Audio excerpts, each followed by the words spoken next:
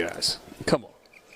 Former offensive lineman Brian Hadad of St. Al fame sat down with current offensive lineman Nick Broeker of Ole Miss fame, and they talked about more fame than offensive lining.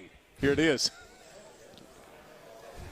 Back at live here at SEC Media Days with Sports Talk Mississippi. Back at live. Offensive lineman Nick Broeker joining us here at the table. You got a new guy to protect this year, or you don't know who it is yet, though, right? Not yet. We're still trying to, figure that out. We're still in that process. But, for us, we feel like we have two really good options for it. Is there a difference with those two guys from an offensive lineman standpoint? Do you have to think about things differently with Luke versus Jackson? Not really. I feel like we call the game the same way with both of them. And, we can still kind of, run our normal set of offense with both of them. When you think about the Ole Miss offense, and for me anyway, people think with Kiffin and you've had Corral these past couple years, and then it's this we're throwing the ball all over the field. It's a running offense at its heart, and as an offensive lineman, I know you must love that. Yeah, definitely. Especially with the backs we had last year and the backs we have coming in this year. We're very fortunate as offensive line to have them, but I feel like as an O-line, we've done a good job the last couple of years of opening gaps and allowing them to hit those big plays. You had Corral last year, guys like Jerrion Ely, Snoop Connor on the offense. Defensively, you had Sam Williams, Chance Campbell. That's a lot of leadership that's not in Oxford this year. Who are the leaders on this Ole Miss football team? Definitely. I feel like that's something that we've really, kind of had to figure out, and I feel like we're kind of in a process mode of right now figuring that out. I feel like I've stepped up a little bit as a leader. Seth Johnson, Mingo, the three guys that are here. Eli Acker has done a really great job of leading. Otis Reese is a really good leader. AJ Finley, I feel like this year we have more leaders than normal as far as, as a group. But, it's been really cool to see everybody kind of step up in their own individual way. Being in the SEC, week in, week out, you play against the best of the best. You're going to play probably against 7-8 guys who play in the NFL this year. Who's the toughest defensive lineman you've had to block in the SEC so far? Going back to my true freshman year, Derek Brown gave me a lot of problems. Granted, I was 18. Yeah. Will Anderson's a great player as well. He is what he is. He's a stud, and he's somebody you really look forward to competing against because how, phenomenal he is.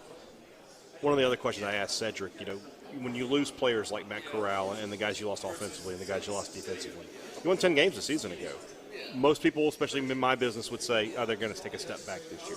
Why isn't Ole Miss going to take a step back this year? I feel like first and foremost, I think the coaches have done a great job with the transfer portal. That a lot of those positions we've really had guys come in and fill in, and I feel like this year we're a little more balanced with what we can do, both offensively and defensively. A lot of different looks. So I think from a coaching standpoint as well, we've really bought in really well, and I thought we had a really good spring ball this year. New offensive coordinator. Mm-hmm. But Lane Kiffin is sort of the guy that's pulling the strings on that offense a lot of times anyway. What's different this year offensively between Jeff Levy to Charlie Weiss Jr.?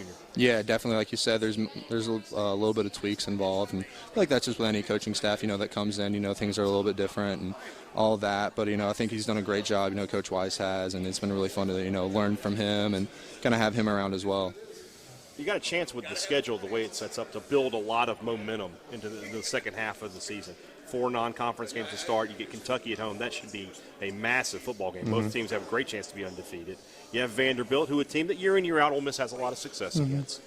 Chance to, like I said, really get rolling. How important is that first month of the season to not only win the games, but, to settle everything offensively and get yourself going in that right direction? Yeah, definitely. I think, even with the games you mentioned, there's no really easy game, especially with anybody you play. We know Troy's going to give us their best shot going into the game, and it'll be a really fun experience, though. Like you said, we can, we got our bye week later in the year, so we can kind of figure some things out early on and kind of give them, a rhythm, so to speak. One last question for you. It's an important question to me. Whenever I come to Oxford, I go to one restaurant. I go to Southern Coop. Most wings you've ever eaten at Southern Coop in one time? My place is right next to Southern Coop, so You're regular. I can walk like 200 feet and be there. You probably need to walk after you eat there, too. I've been trying to stay away. I've been trying to change my nutrition and eat better, and that's been one of the main adjustments is not going there anymore. Shame. Which stinks. I know. It's awesome, isn't it? Bone in or boneless? Oh, it's got to be. We're talking about wings, not nuggets. Good call. Okay, just double checking. Yeah. Bone in wings. I feel like I normally just try to cap myself at 24, just because at a place like there, the fries are so good. You kind of have to. You gotta sprinkle some fries in there as well, right? Look at us bonding here. You never thought. Right. Great Lemon stuff. pepper though. That's the way to go. Nick Broeker, Ole Miss offensive